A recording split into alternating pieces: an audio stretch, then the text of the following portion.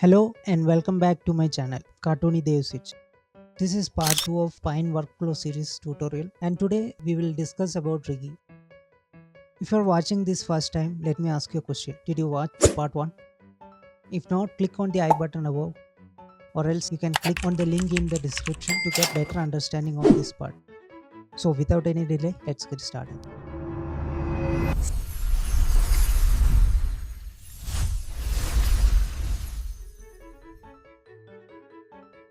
So welcome to the second part of this series. Today we will discuss about spine rigging the right way. So let me get start with the proper naming. Here we will start with proper element separation. I'll try to separate the elements into three different parts. As you can see, like back base element, midsection elements, and front top elements, which is seen upmost in the title. So to separate these elements, I will drag and drop each and every supposed elements to their respective main board.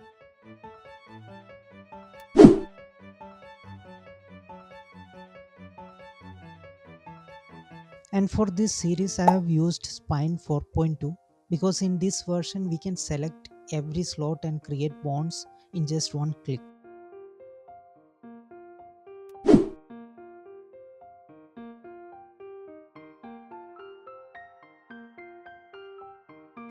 In the previous versions of Spine 3.8 we have to select the slot one by one and then only we can add bond, and that too will only be created at the center of the root. So for an example, if I'm trying to create a bond for the trumpet, it will create the bond at root center only. Then we have to place it to the slot center manually. But from Spine 4.1 version, if we create a bond to any slot, it will add the bond to their respective slot position.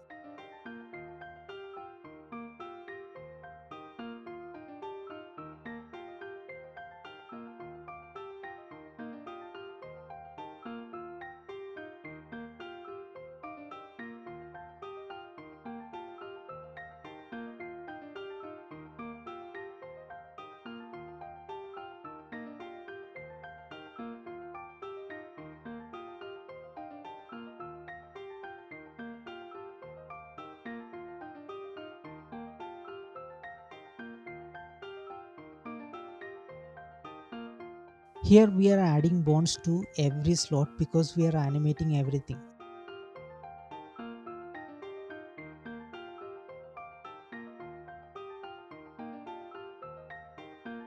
So while adding mesh to the elements, try to minimize the nodes, to avoid unnecessary size issues. Only add if it's really necessary to animate, and try to add nodes according to the bonds too. Here I have created the mesh according to the elements. So I'll show you in a minute with an example.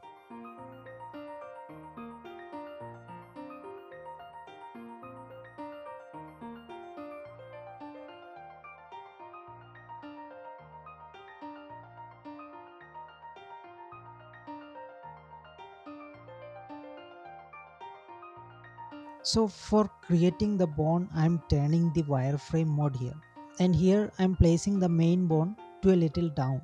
In case you are wondering, this bond will be used if we need to give, a little up and down or scaling animation.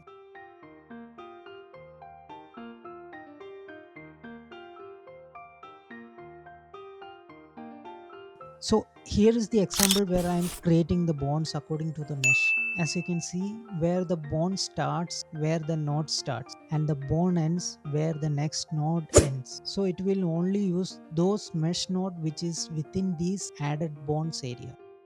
So to get proper weight distribution, I am selecting all the bonds and binding it to the image. Basically why we are turning the wireframe is because we can properly see where should we add the bonds and where not to. If we blindly add, it might not bind the weights properly, so always remember that.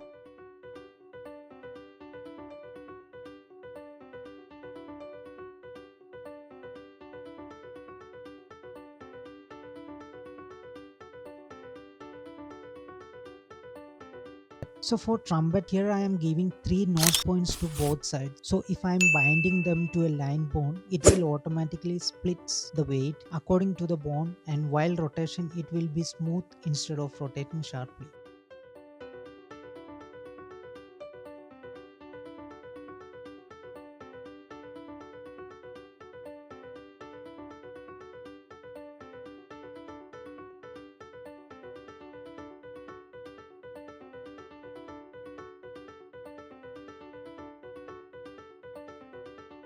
So here I am creating this type of bonds like straight line bond and a dot bond, and I'm basically binding it to the element, and I will check and see if I'm getting the result which I need. If not, try to change the bone or try changing the weights manually. So here you can see the 3 points which I added didn't distributed the weight as I wanted. So I will drag the length of the bone a little, and then again we'll bind it and we'll check.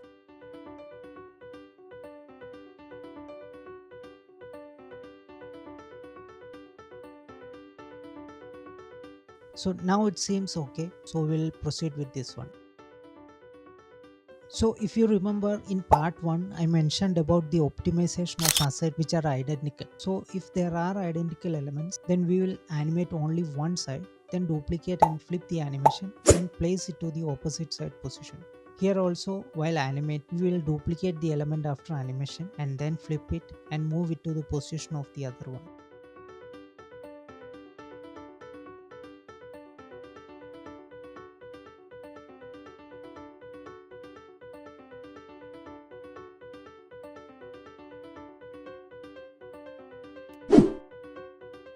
And for the sword here, we will try to give a detailed mesh as we are planning to do the animation in 2.5D. So it will look more appealing than a normal kind of animation.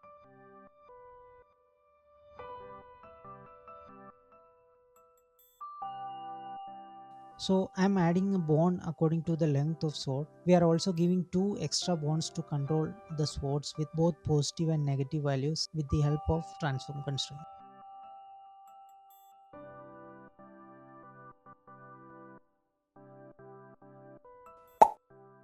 So why giving 2 bonds is basically like, I'll show you an example. I'm taking this head rotation where I have used this controller. So if I move it, then the minus value mesh will move to the opposite direction.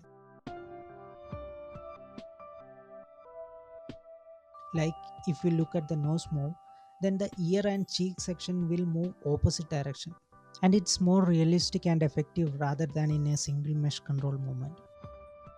So we will try to take a detailed session about 2.5D, head rotation and all in another video. So wait for that.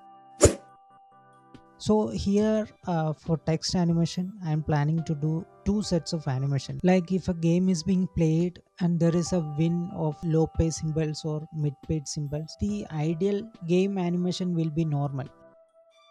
And if there is a big win or massive win triggers, then we can add a grand animation.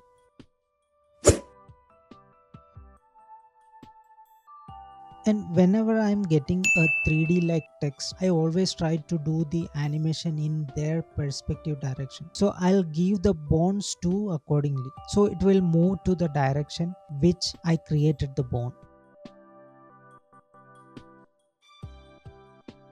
And always remember, try to maintain equal distance between the letters or it will look odd.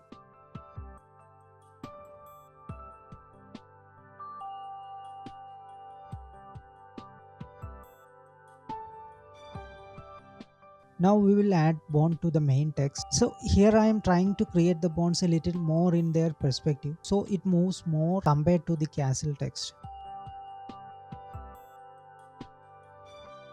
We can minimize the length of 2 or more bonds by clicking in the red circle point of selected bonds tip and drag it down till you need, and it will automatically reduce the other selected ones too.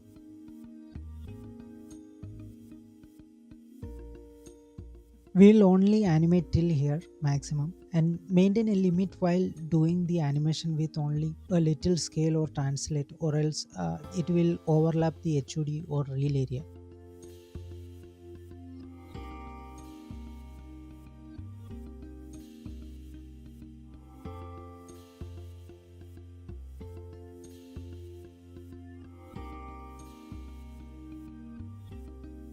Now we will add the text slot one more sets of bonds. As I mentioned earlier, we'll try to give an ideal animation with a little translate or scale kind of motion. Now if you look at the bonds that I created, it's being in the directions of previously created main bonds. So we need them to be normal zero rotation bonds. So we will select all the bonds and then turn on the image button right here, and then give the rotation value 0. Now it will only move in 0x and y axis. Now we will follow the same procedure for castle text also.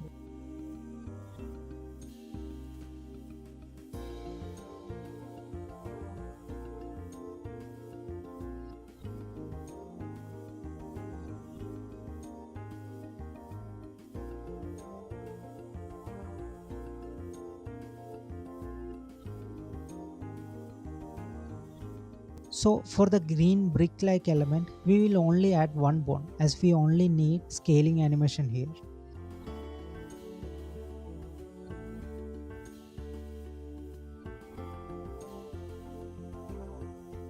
So now we will create mesh for the sword, as we need them for weight distribution for making 2.5D for controller and minus value. And remember, whenever you are planning to give weight to mesh, always make sure to switch to animation mode, or else you might not get the desired result that you want.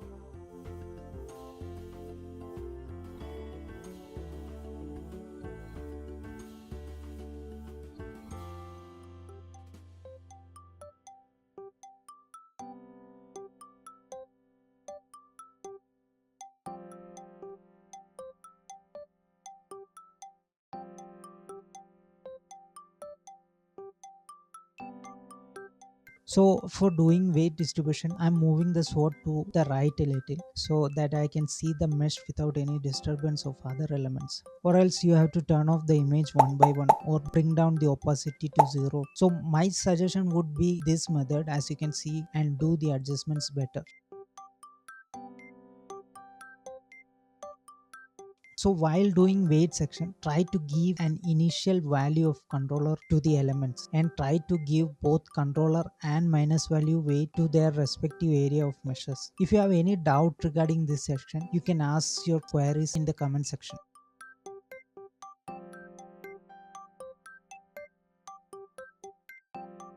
While doing the 2.5D elements, try to take much time as needed to get the result, as it's time taking area if the weights are not properly given, and it will be worth after you get the final result. So we are almost there, but a few more mesh would give more life to this.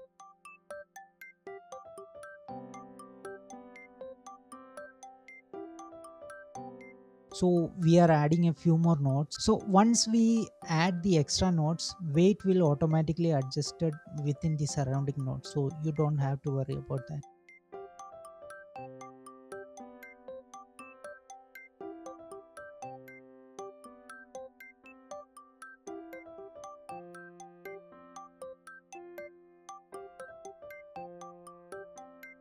Now we will give the bond value of x0, and it will move back to its original position.